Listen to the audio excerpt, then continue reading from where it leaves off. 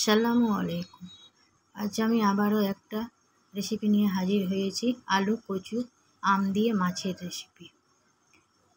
আমার চ্যানেলকে যারা সাবস্ক্রাইব করনি করে দিও, পাশে থাকা বেল আইকনকে প্রেস করে দিও। তাহলে দেরি না করে শুরু করা যাক। প্রথমে আমি প্যানে তেল দিয়ে দিলাম, মাছকে হলুদ লবণ মাখিয়ে রেখেছিলাম, সেটাকে ভেজে নেব।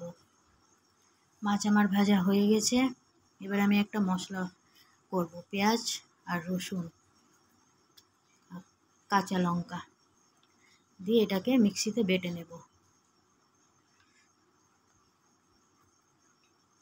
মিক্সিতে বাটা আমার হয়ে গেছে। এবার আমি বাটিতে ঢেলে নিলাম, এতে লবণ, হলুদ দিয়ে মিক্সড করে নেব।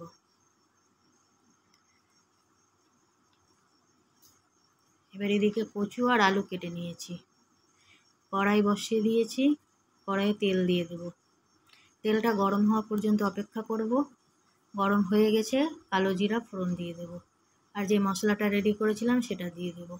এবার এটাকে ব্রাউন করে ভেজে নিতে হবে। কাশ্মীরি লাল লঙ্কা গুঁড়ো দিয়ে দেব।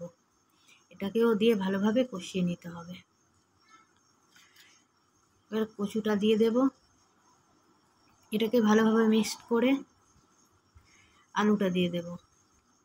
দুটোকে ভালোভাবে কষিয়ে নিতে হবে। এদিকে আমি একটা কয়েক ফাঁক আমকে কেটে রেখেছি রেডি করে।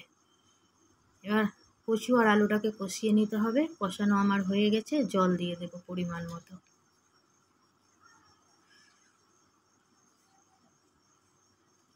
কিছুক্ষণের জন্য ঢাকা দিয়ে রেখে দেব।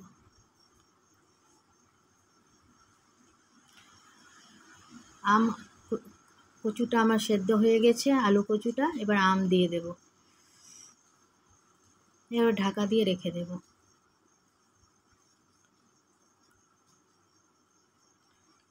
আমটা আমার সেদ্ধ হয়ে গেছে।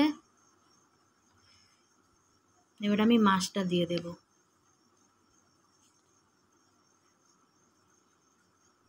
আবারও আমি ঢাকা দিয়ে রেখে দেব 2-1 মিনিটের জন্য। রান্নাটা আমার হয়ে গেছে। তোমাদের ভালো লাগলে লাইক, কমেন্ট, শেয়ার করো। আর এরপরে রেসিপিতে দেখা হবে। আল্লাহ হাফেজ।